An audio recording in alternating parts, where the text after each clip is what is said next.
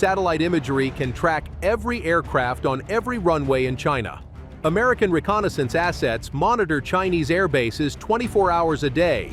Yet right now, 1,500 Chinese fighter jets could vanish from surveillance in minutes, disappearing into hollowed-out mountains across mainland China. These aren't temporary shelters or reinforced hangars. They're entire air bases carved from solid granite, complete with fuel depots, weapons storage, and command centers buried under millions of tons of rock. The People's Liberation Army Air Force operates 40 underground hangars tunneled into mountainsides across China. Each facility can shelter between 30 and 50 aircraft. The largest complexes accommodate entire fighter regiments, over 100 combat aircraft, inside cathedral-sized caverns blasted from bedrock. Total capacity across all sites: 1,500 fighters and bombers protected by geography itself. You're looking at the most extensive military aviation concealment program ever constructed. While America builds stealth aircraft to avoid detection, China hollowed out mountains to hide entire air fleets. The engineering required to create these facilities defies comprehension. Imagine carving airport infrastructure inside Cheyenne Mountain, then multiplying that achievement 40 times across a continent. The underground Air Force concept originated during China's most vulnerable period. In the 1960s, Chairman Mao faced nuclear threats from both America and the Soviet Union. China's primitive Air Force operated from exposed runways that satellite photography could catalog in minutes. A coordinated first strike would eliminate Chinese air power before pilots reached their cockpits. Mao's solution? Move the Air Force underground. Construction began in 1965 using techniques learned from North Korean advisors who'd survived American bombing campaigns. Chinese engineers identified granite mountains near existing air bases. They calculated blast protection requirements, how much rock overhead would survive direct nuclear strikes. The magic number, 30 meters minimum. That's 100 feet of solid stone between aircraft and incoming warheads. The excavation process took decades. Engineers couldn't use conventional blasting near populated areas. Instead, they employed controlled demolition techniques, removing rock in calculated sequences that prevented cave-ins. Each cubic meter of granite weighs 2.7 tons. The largest facilities required removing 5 million cubic meters of rock. That's 13 million tons of mountain moved by hand and primitive machinery. Inside these mountains, Chinese engineers created something unprecedented. The main chambers measure 60 meters wide and 20 meters high, large enough to house bombers with folding wings. But size alone doesn't protect aircraft. The real engineering happens in systems integration. Each underground base connects to surface runways through multiple taxi tunnels. These aren't simple passages. They're blast-resistant channels with reinforced concrete linings 3 meters thick. Steel blast doors weighing hundreds of tons seal each entrance. The doors operate on hydraulic systems with manual backups. Even after electromagnetic pulse effects from nuclear detonations, crews can hand-crank doors open in 30 minutes. Ventilation presented the greatest challenge. Jet engines consume massive volumes of air. Starting a single fighter inside a closed hangar would suffocate everyone present in minutes. Chinese engineers installed ventilation shafts disguised as natural rock formations. The intake systems filter nuclear, biological, and chemical contaminants while maintaining positive pressure that prevents outside air infiltration. Fuel storage required revolutionary thinking. Aviation fuel inside mountains creates explosive hazards. Chinese engineers built separate fuel farms in adjacent caverns connected by gravity feed systems that eliminate pumping requirements. The fuel tanks float in water basins. If bombs penetrate overhead rock, water suppresses fires before fuel ignites. Each base stores 3 million gallons minimum, enough for 500 combat sorties. Weapon storage follows similar principles. Munitions chambers sit behind additional blast walls, isolated from aircraft storage areas. Automated handling systems move weapons from storage to aircraft without human intervention, critical when operating in contaminated environments. A regiment of fighters can be fully armed in 4 hours using these underground systems. The command infrastructure rivals NORAD's Cheyenne Mountain Complex.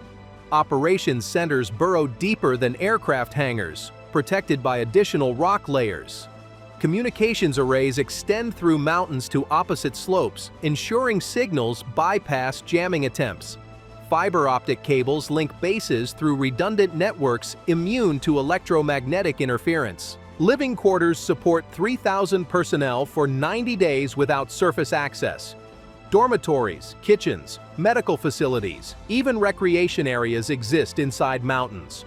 Water comes from underground aquifers, protected from surface contamination. Air recycling systems modeled on submarine technology maintain breathable atmosphere indefinitely. Power generation employs triple redundancy. Primary electricity comes from dedicated power plants built specifically for military use. Secondary power arrives through civilian grids using concealed connections. When both fail, diesel generators inside mountains provide backup power. The generators vent through the same camouflaged systems that ventilate aircraft exhaust. Maintenance capabilities match surface air bases. The underground facilities include machine shops, parts warehouses, and testing equipment. Chinese engineers can perform complete engine overhauls inside mountains. One facility reportedly contains an entire aircraft manufacturing line, capable of assembling fighters from stored components during extended conflicts. The strategic positioning of these bases reveals Chinese military doctrine. Unlike American air bases concentrated near coastlines for power projection, Chinese underground facilities cluster in interior provinces. Shaanxi Province alone hosts 6 underground bases. Henan Province contains 5. These central locations maximize survival probability while maintaining strike range against regional threats. The distribution pattern creates overlapping coverage zones. If coastal bases fall to invasion, interior mountain bases launch counterstrikes.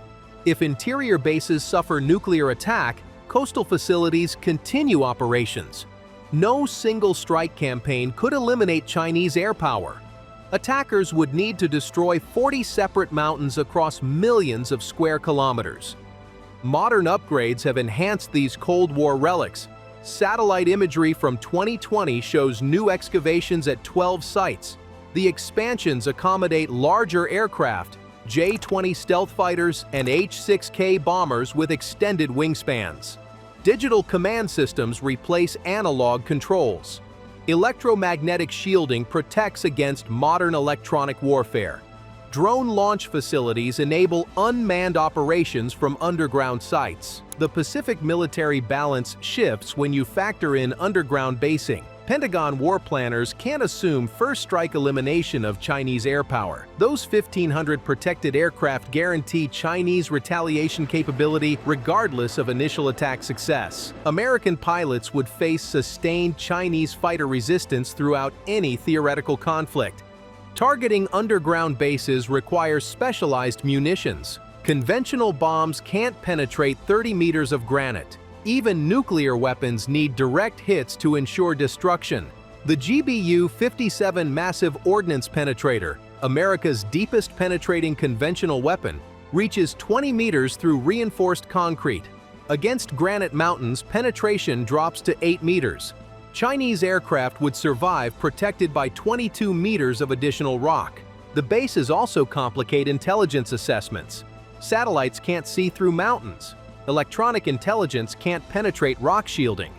Human intelligence requires access to heavily guarded military zones.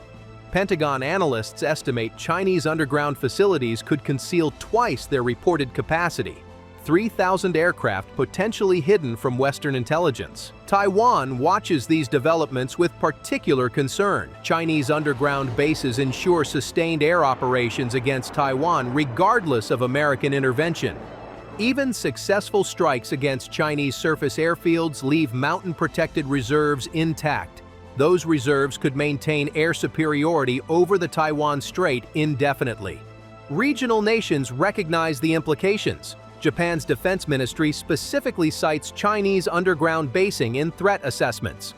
South Korea studies Chinese techniques for their own mountain fortifications. Vietnam has constructed similar facilities along its Chinese border. The underground arms race spreads across Asia as nations seek granite-guaranteed security. Russia provided initial expertise, but China surpassed Soviet achievements. Russian underground bases accommodate squadrons. Chinese facilities shelter regiments. Russian designs emphasized nuclear survival. Chinese engineering enables sustained conventional operations. The student exceeded the teacher in underground warfare preparation.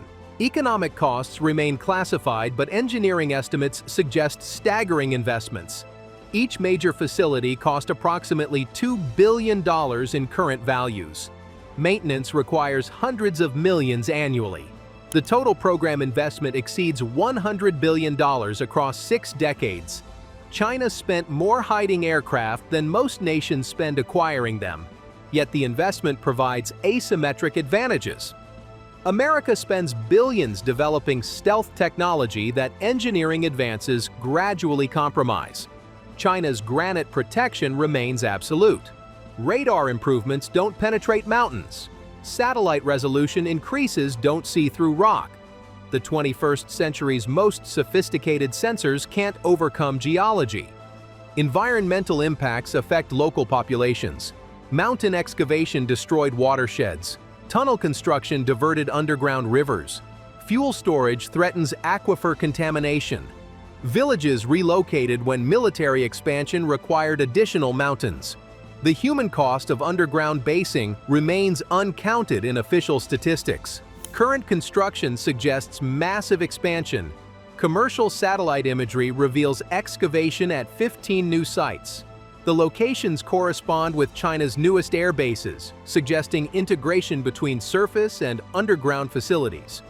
By 2030, China could shelter 2,000 combat aircraft in mountain fortifications. The implications extend beyond military calculations. Underground basing enables strategic patience. China can absorb first strikes, knowing retaliation capability survives. This confidence might encourage aggressive actions, believing mountain-protected forces ensure survival regardless of international response. Alternatively, guaranteed retaliation might promote stability through mutual vulnerability. American military planners acknowledge the challenge. Air Force doctrine emphasizes rapid strikes against enemy airfields. Chinese underground basing negates this fundamental strategy. Pentagon war games increasingly focus on extended campaigns accounting for hidden Chinese reserves. The assumption of quick air superiority evaporates when enemies operate from inside mountains. The underground Air Force represents more than military capability. It embodies Chinese strategic culture, patient preparation, geographic advantage, survival through concealment. While America projects power globally, China burrows into continental bedrock. Both approaches reflect national character translated into military architecture.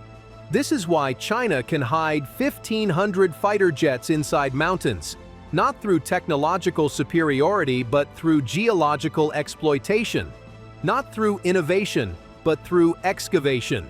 The world's most extensive underground military aviation complex exists because China converted geography into strategy, transforming mountains from obstacles into shields.